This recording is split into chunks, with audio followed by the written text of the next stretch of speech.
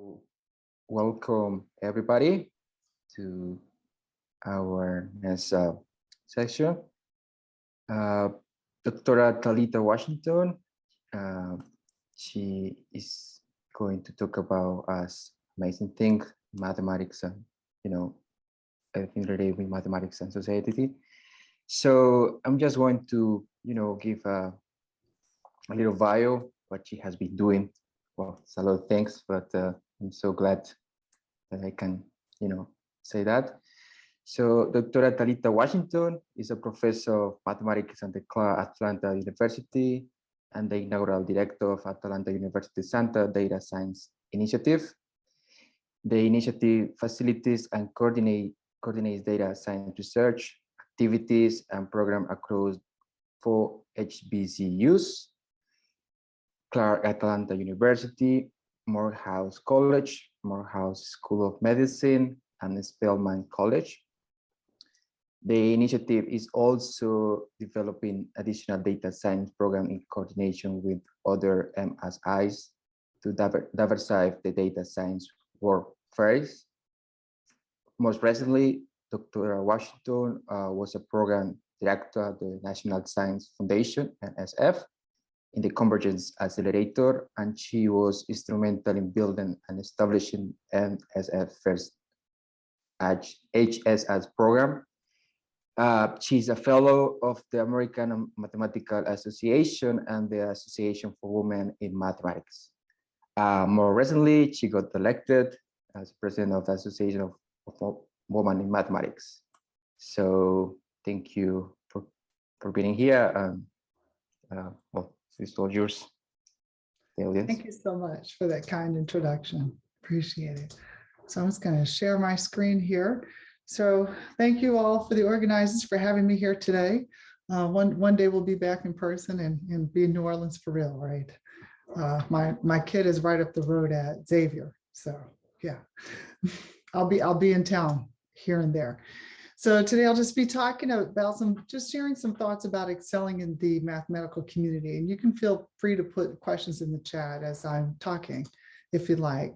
So I've kind of been around the block, so to speak. I'm originally from Indiana, Evansville, Indiana. So after graduating high school from Boise, I went and did my undergraduate at Spelman College, which is an African-American women's college here in Atlanta, and studied mathematics there and minored in Spanish.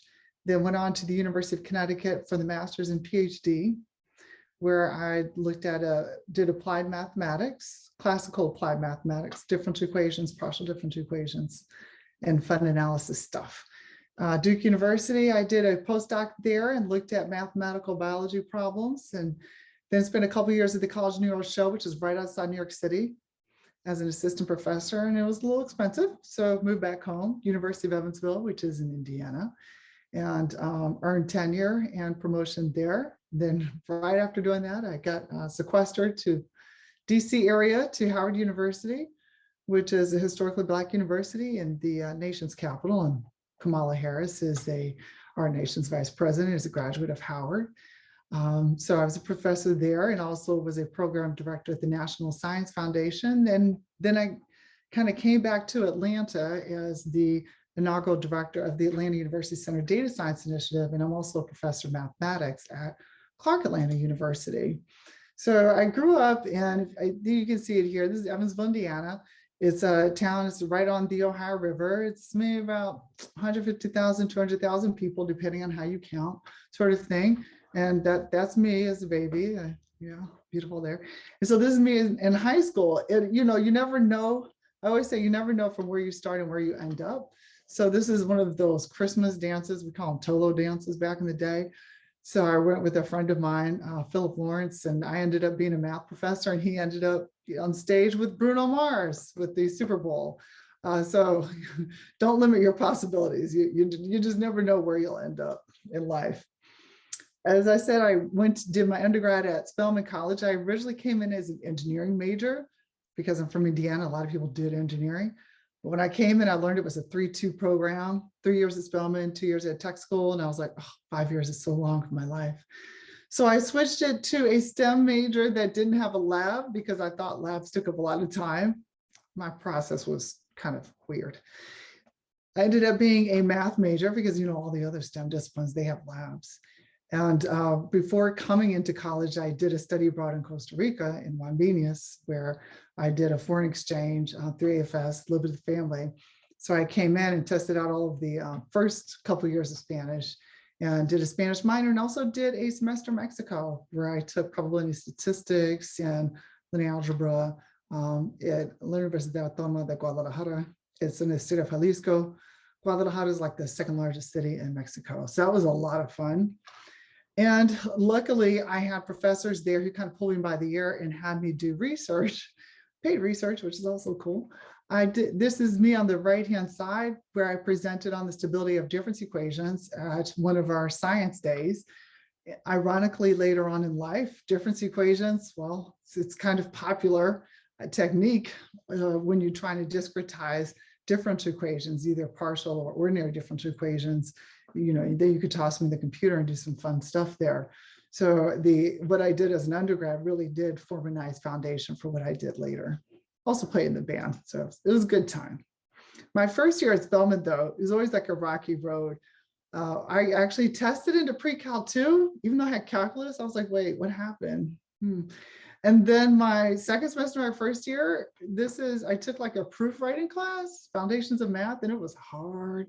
So I was like, what is this? I kind of withdrew before I took, what they call an L, right? Loss. But a year later, I took that same class and scored an A. So I always say that, you may have rocky starts. I had a rocky start in my first year in undergrad. Then I was like, okay, this is how you do things. This is how things get done. I also had a rocky start in transitioning to graduate school, but it's about what one does with those rocky starts and makes it through that really counts. So I ended up going to University of Connecticut. Honestly, it was the only graduate school I got into. I was not anticipating going to graduate school. I did a summer internship in pharmaceutical packaging at Bristol Myers. I did one at accounting at Bentley University. I did actual science at Cigna. So I was going into industry. Well, little did I know. I applied to graduate school because my advisor told me to, got into UConn. I was like, okay, I guess I'll go there. They have good basketball teams. Yeah, that's kind of what I know. Most people will actually look at programs and make sure things are decent and well. I'm from Indiana, so I was like, they do basketball, so they're great. I remember that when I got in, my advisor, Dr. Amy, pulled me in his office and was like, let's at least look and see how the program is before you go. So he pulled out the Peterson's Guide off the shelf. You can look them up online now.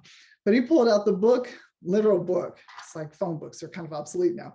But he pulled out a Peterson's Guide. He said, okay, they actually graduate people. Yes, go there. So not all graduate programs graduate people, just FYI. So he was like, yes, that looks like a healthy department. So I ended up going there. Little did I know, Dr. Walina Kimson Price, she's still there. She's the director of the African American Cultural Center and also a Spelman graduate. So I was able to find a connection on campus in that rocky start that I had talked about.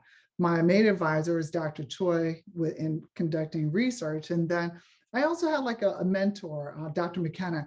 I always say your research advisor does not want to be your mentor, right? They want to get things done and get the papers done. So I had the nice best of both worlds, where I had really two fantastic mathematicians that helped guide me along the way. So what is this thing of the PhD? You can see this blue circle here on the left. That's kind of like starting out in elementary school. This big circle is the body of knowledge. So you kind of like, okay, I'm starting to learn stuff. You go to middle school and high school, you learn more stuff in this body of knowledge. And then you start specializing. You branch off in undergrad and grad school. You start branching off into a really more specialized field. The idea of the PhD is that you contribute to the body of knowledge. You have a little bump out. You give a contribution to the field. And so that's really what, how I think about this PhD is giving back to the field, giving back to the body of knowledge. I graduated UConn in the year 2001. And I was the first Black to graduate the PhD in math from UConn. And that was 2001. And unfortunately, there's still some firsts to be made, or first that we know of. So in my year that I graduated, there were 6 US Black females graduating with the PhD in math. Unfortunately, these numbers across the demographic groups haven't really changed much. So there's some work to be done. So we really need a nice diverse field if we're going to remain resilient as a field. So in mathematics, oftentimes, when you are the only one, I was the only one in graduate school. But fortunately for me, I had the foundation of going to an African-American women's college, Spelman, which gave an example of who a mathematician was, who a professional was. But when you go out into the world, you're the only one. Sometimes it can be very hard. So this is a picture of Dr. Ed Ray Goins. He's a professor at Pomona College. And this is when he was talking about his experience at Purdue. That was featured in a New York Times article for a Black mathematician, what it's like to be the only one. And then of course, reproduction sometimes happens there. And I have 3 kids. Oh, they're all grown, thank you. And Catherine Roberts, she's the executive director of the American Mathematical Society. And she commented on the Nature article, which said that nearly half of US female scientists leave full-time science after the first child. And man, the statistic is very near that. And so she said, more evidence of what we already know. We need a cultural shift, folks. So there are certain things in the field, in the profession that are happening that are just not conducive for certain demographic groups. And with, the intersection of being Black and female, I guess I have a double, so to speak. If you kind of look at, well, what about and degree recipients? So this is a graph that this is a graph for fun, just because I like data here, but this is looking at all science and engineering degrees. And I had the question of, what does it look like the US Black population, and what does it look like the proportion awarded to Black recipients? So if we can kind of say that the US Black population proportion is 13.4%, what does the STEM degree recipients look like? If we look at the undergraduate, that's this yellow curve going from 2009 to 2018. People say, oh, we've made great strides. This curve is kind of flat and going down. It's not so great. And then similarly for masters, it's definitely not going up. And then for doctorate, really, which emphasize the need for doing more. But okay, well, what does it look like in math? Well, worse.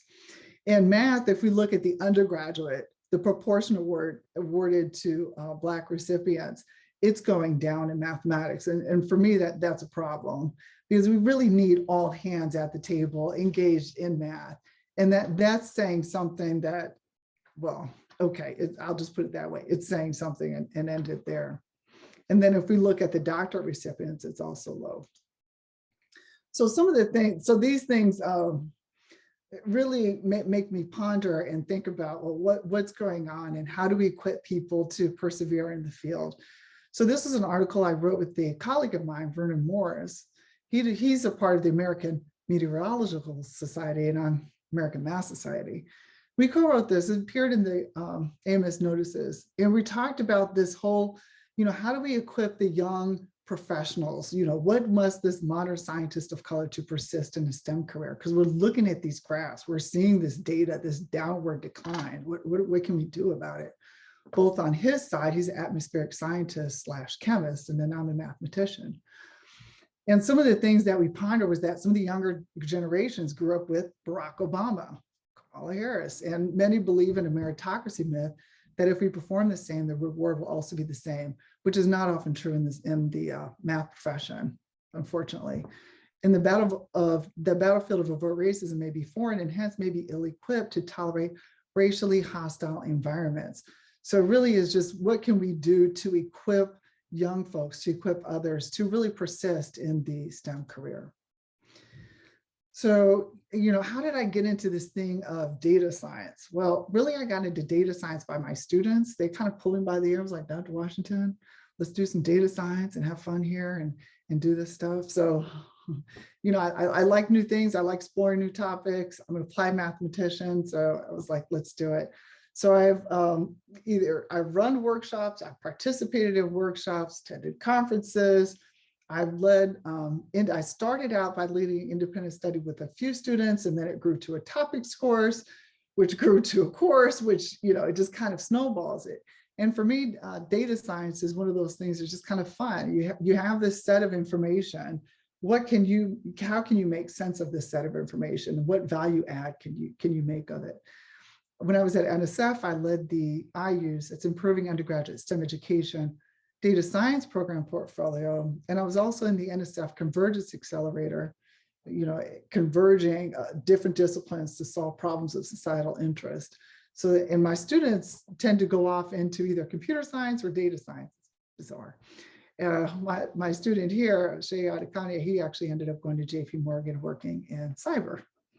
So, you just never know, right? Like I said, when I was at NSF, it was a great time. I learned a lot. It was like going to grad school again.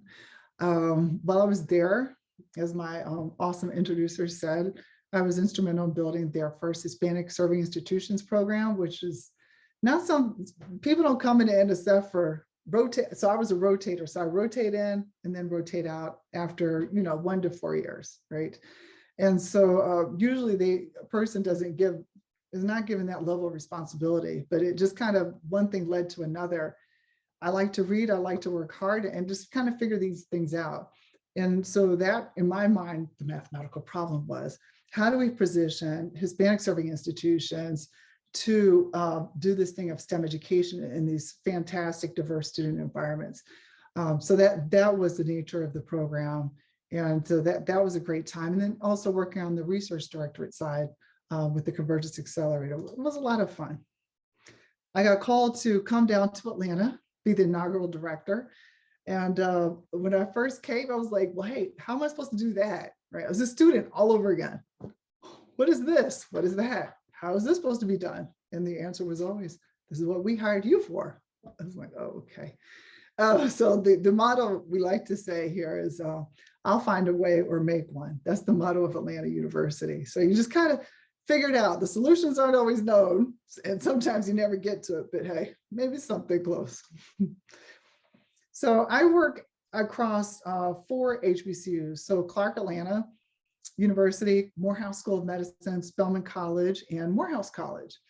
I also work with the AUC Library.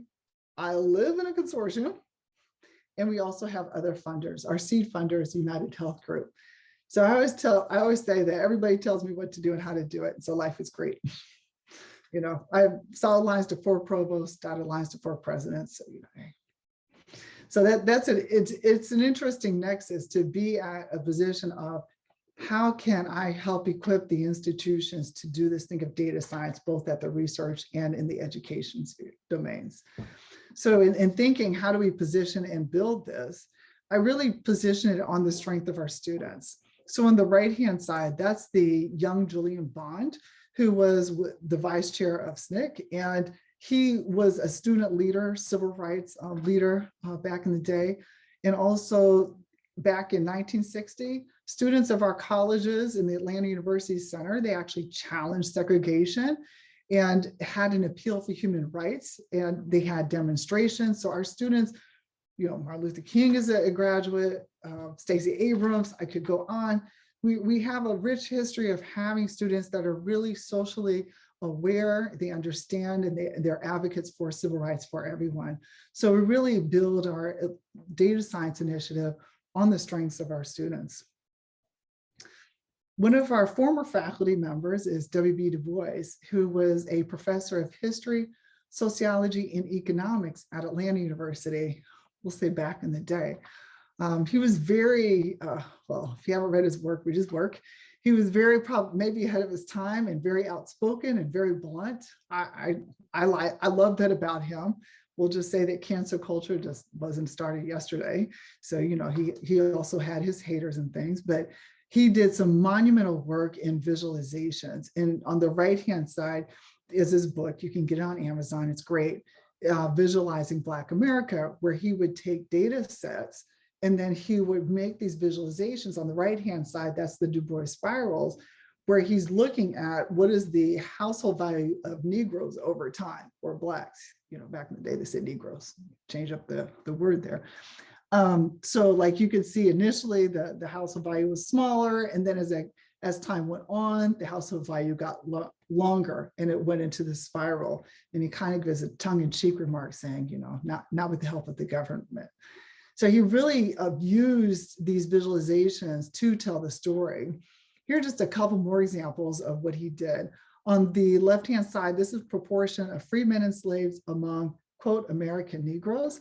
And so you can see on the bottom part, these are the slaves, a proportion of slaves here, and then on the green part, these are the free.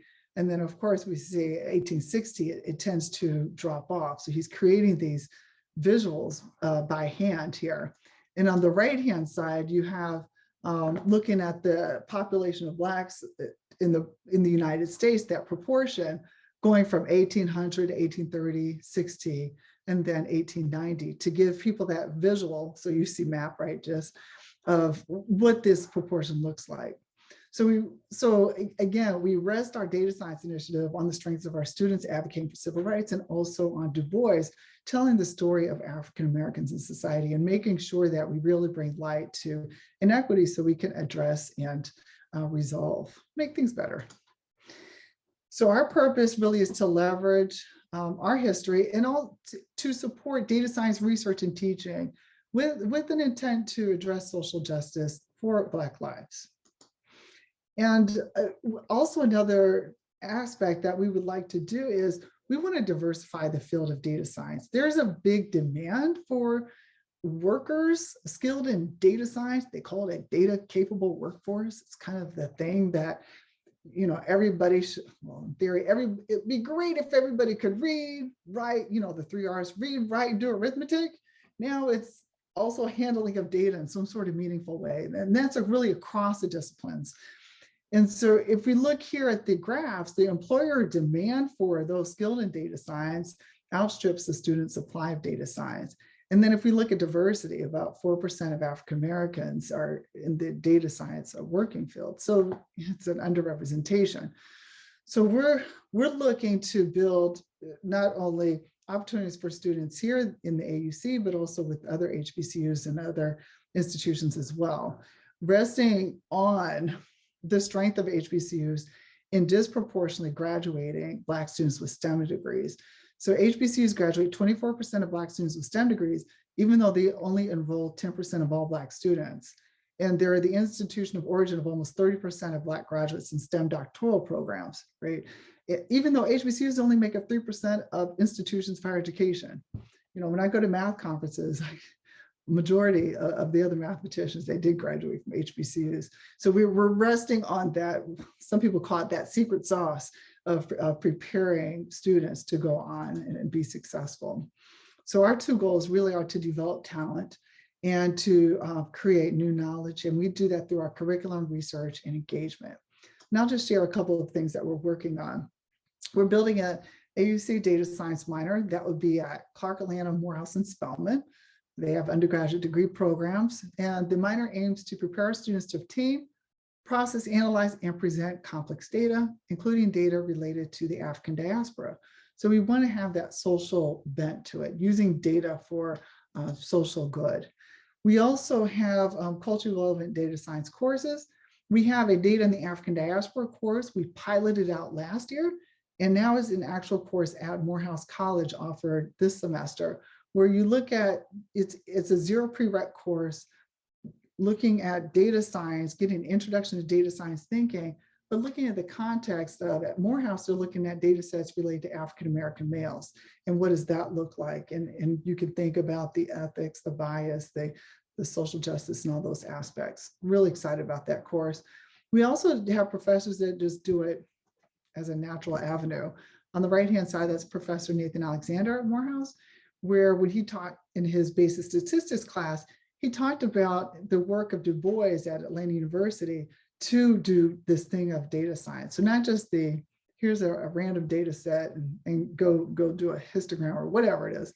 It's, you know, these are real data sets with real lives with real impact. We have a AI for All course. Artificial intelligence is, if you don't know it, get on Coursera edX. AI is one of those things right now, we'll say. And what we did was we partnered with AI for All and did a wraparound course where students are going through these 3 courses: Discover AI, Apply AI, and then the 3rd one is Career Development. We have a virtual computer lab that we built and established with SAP and Coca-Cola, and it's open to all of our students and faculty, and we use it for our workshops, where they can go in and do their data science fun activities there in a virtual cloud environment.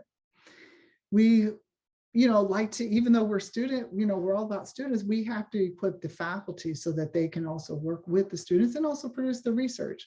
So we hosted a series of workshops last summer, and about 200 of our faculty, staff, and graduate students participated, anywhere from genomics to archaeometry to ecology and all the rest of that.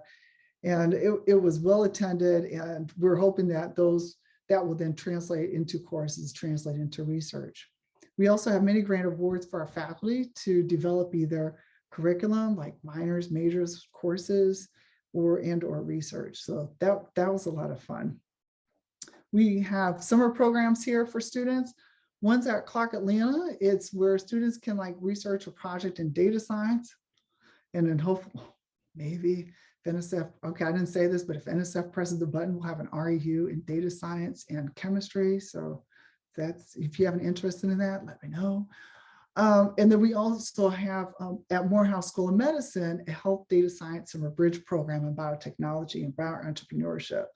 Morehouse School of Medicine has a really high rated biotechnology program, and they're really doing some great innovative things. And of course, there's Michelle Obama wearing her Clark Atlanta shirt. We host summer programs. One of them is a pre-freshman experience for incoming students, where students do it's a 1-week program, virtual. It's like dip your toe in the water of data science. They work through a project with other students, have some really fun speakers, current students, former students. It was a lot of fun. We look forward to doing that again this July. Last summer, we hosted an Open Doors by Open Source programs. It was a post-bac program in open source software development, where we had 33 students participate, and we assisted in preparing them for the technical interviews, and they did courses and projects. It was a lot of fun. That was funded by the Sloan Foundation. Save the date, September. I guess these months go by quickly. So in September, we'll have, again, a virtual data science symposium where we feature students giving 5-minute lightning talks. And we also have an HBCU data science resume book to connect our students with job opportunities. So their talks are on our YouTube page, and that was super fun just to hear all of their work. Our AUC Data Science Club, they were like, you have all those workshops for faculty, so we're going to host our own. So I say, go for it. So they've been having meetings. Their meetings are probably about an hour and a half, and they bring in different professionals to come in and do interactive workshops with the club. They've been meeting virtually, and they're very super active. For example, one of their speakers was from Johnson & Johnson, looking at the intersection between data science and pharmacy. So they're super active and a lot of fun to work with. Recently, I guess last month, maybe a couple of weeks ago, President Biden and Vice President Harris was here on the campus, the Atlanta University Center. They were advocating for the Freedom to Vote Act and the John Lewis Voting Rights Advancement Act. So like I said, we're situated here in the cradle of the civil rights movement. And so a lot of times people will come here, and that's really it. But we looked at the interplay between data science and that spirit there. So our data science seminar series, we had one where it looked at data and the Black vote with voting, COVID-19, can it predict who gets COVID next? And then you're welcome to join us on February 11th, where Dr. Gaucher of Morehouse College is going to talk about that Open Doors by Open Source program and a little bit about that program, what happened, technical interviews, and all that good stuff. And those are free, open to the public. They're posted on our Facebook and also our YouTube page. But like I said, so we do have this intersection. I guess since I was in DC, I like politics for whatever reason. But back in 2020, the Miami Herald, they published an article on voter suppression, how the Trump campaign used big data to deter Miami-Dade's Black communities from voting. So essentially, there was a computer algorithm that analyzed voter data and learned who could be manipulated to not vote. Some people call this as the modern day Jim Crow. So they literally marked voters for deterrence. They would go in and find all their social media information, give them advertisements, disinformation, misleading messages to get them to not vote. And 25% of them were Black, even though they only made up 13% of voters. And so in front of the Senate Judiciary Committee, They said that Cambridge Analytica, that's the company, offered voter disengagement as a service in the United States, and there are internal documents that I have seen that make reference to this tactic. The firm would target African-American voters and discourage them from participating in elections. So unfortunately, in this field of data science, artificial intelligence, machine learning, we have seen ways in which it can do harm, which it does target, in this case, African-American communities to not vote. And so these are things that, for lack of a better word, disturb me. If you haven't seen it, recently, this is January 10th of this year, the Washington Post did an article. They also have a GitHub account on this if you want to check it out and grab that data and have fun with it. They said that more than 1,700 congressmen once enslaved Black people. This is who they were and how they shaped the nation. So, you know, when people ask me, are you surprised at the current day events? It's like, look at the history. And here I'll just read, it says, here's what that looked like on March 7th, 1850. Senator Daniel Webster delivered a famous speech about slavery. 45 of the 106 congressmen listening owned human beings.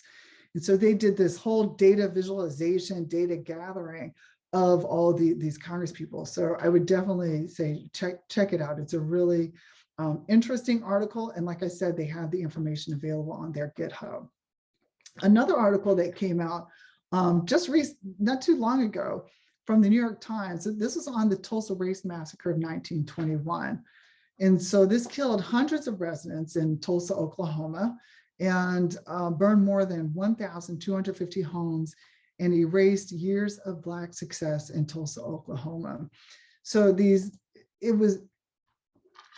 what the journalists did was they used machine learning, AI, to recreate a 3D virtual tour of the neighborhood. And so it's really interesting how they mapped it out and how they used flat maps, right? And then use machine learning to take these flat maps to make these 3D models. And so you can see here the town, here are some of the community places shown in orange in this neighborhood. And then they also have a place where you can see down here, it has 1, 2, 3, 1 riot erupts at the courthouse. There was a white mob that came into the Black community and essentially burned it down. Recently, there was a hearing on this, and at the hearing, one of the oldest survivors, she said, I've lived through the massacre every day. She described how the immense horrors of this massacre. Imagine a mob coming into this area and burning it down. She said, I will never forget the violence of the white mob when we left our home. I still see Black men being shot, Black bodies lying in the street, and I still smell smoke and see fire. I still see Black businesses being burned, and I still hear airplanes flying overhead. I hear the screams. I mean, I can't imagine living in an era. But these journalists took all these information, took the testimonials, took the images, and reenacted a 3D visualization of that town so you can explore and see how that is. So just an interesting way in using machine learning data science to tell the story. Another example is at the Morehouse School of Medicine, Satcher Health Leadership Institute. They have what's called a health equity tracker. So there are these different health trackers like COVID tracker. John Hopkins has one, but sometimes folks in our demographic groups, they're not really included. Morehouse School of Medicine stood this up with the support of Google, and they really wanted to have an interactive health equity and looking at different social determinants of health and look at these underlying factors. So just for example, so if we imagine we're in New Orleans, here's the state of Louisiana, and it's looking at COVID cases per 1,000 people. And it's a nice heat map where you have the darker green is more, the lighter green is less. And so it gives you an idea about what this looks like in the state of Louisiana. You can look at different states, so you can look at the whole United States. Here here's a, I guess, horizontal bar graph of the share of total COVID-19 cases versus population by race and ethnicity in Louisiana. So if you look at here, Asia, 1.3% of cases, and then their percent of the population is over. So I guess underrepresentation in Louisiana.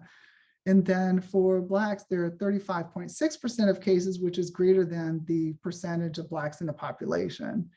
And then Hispanics, 7.9% of cases, which again is greater than the population. And then if you go down to whites, it's 51.2% of cases, which is less than that of the population. So it's looking at how is COVID impacting different demographic groups in different regions of the country, and really trying to give a story to that.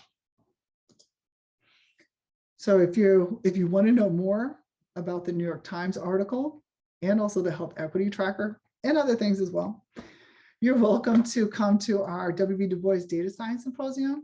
That's going to be held on February 25th. It's going to start from 11:30 a.m. Eastern to 5. It's free, open to the public. It's virtual. It'll be fun. So there are going to be talks by AUC faculty, 5-minute lightning talks, and we'll also feature Dr. Daniel Doss, who's going to talk about the Health Equity Tracker. And we're also going to have a panel of the New York journalists on the Tulsa Race Massacre and how they did that. So you're welcome to come, welcome to attend. I always have to thank our sponsors because we really couldn't do this work without them. They help us not just financially, but they also help us develop program and opportunities for students. And they also look to hire students and also have programs for faculty. Google has a Google Residence for Faculty program. So we really are thankful to interact with these organizations as we go into this, expand our work in data science. And as they say, teamwork makes the dream work. And so I really have a wonderful team that I work with. Dr. Ballinger, he's our deputy director. Tina Garner is our administrative director. Tommy Taylor is our communications specialist to make sure we're everywhere on the gram and all the rest of that. Dr. Dodson is my executive assistant. Manoa Farmers, data analyst, and Carolyn Rhodes, who's our recruiting coordinator. So it really is a great team that is committed to advancing data science, artificial intelligence, machine learning, and cybersecurity techniques that address ethic and bias with the focus on topics that impact Black America. So here are just some strategies that come to mind, as I go through and do all this stuff, right? Starting from my humble beginnings in Evansville, Indiana to now, what's the, I guess, things that kind of come to mind is some essentials. One is to establish robust social networks. Your network will expand over time, and you always want to think back, who am I connected with, right? Iron sharpens iron. So you want to make sure you're surrounded by people that are challenging you. And then also actively seek out supports. Life can be challenging, for lack of a better word. Seek out supports. Have a nice either inspirational talk off of YouTube or what have you, right? But seek out supports and maintain your well-being. I'm a fitness fanatic. Yeah, it's pretty bad. I'm a really bad fitness fanatic. I just do it all the time, So that's exercise is my hobby, but that's how I maintain my well-being, by jumping around like a fool in the gym and, dancing like a fool as well. And be receptive to feedback.